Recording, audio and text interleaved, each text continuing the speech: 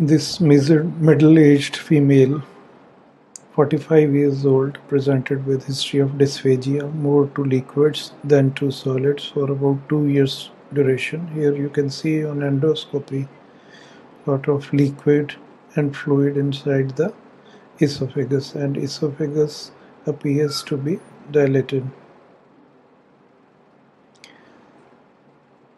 You can see fluid which we are sucking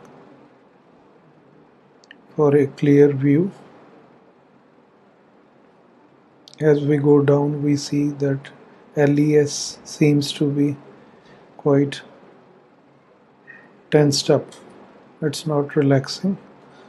Typical endoscopic finding of Achalasia cardia. Some resistance, we could enter into the stomach. Over here we can see the rugal folds.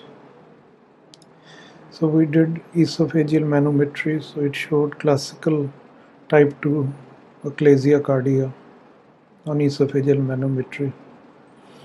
All these patients we perform retroflex visualization of the stomach to rule out pseudoachalasia or any GE tumor. So here you can see the GE junction looks quite, the stomach looks quite tight. Plan is to perform a Rigiflex balloon dilatation with 30mm balloon. Now we are placing steel Severi-Gillard guide wire. This wire is being placed inside the stomach under endoscopic and fluoroscopic guidance.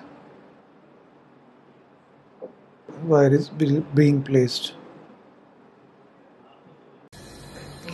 This is fluoroscopy view of Rigiflex balloon. It's inflated to pressure of 10 psi, and you can see the waist of the balloon is being obliterated.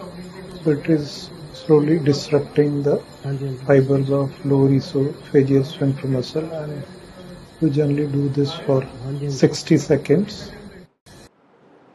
Upper GI endoscopy performed post dilatation. After Rigiflex balloon dilation, we can see that some gastric content has come into esophagus, and there is disruption of LES muscle fibers. So this is the stomach, and here you can see on coming back into esophagus there's some tear in the LES fibers.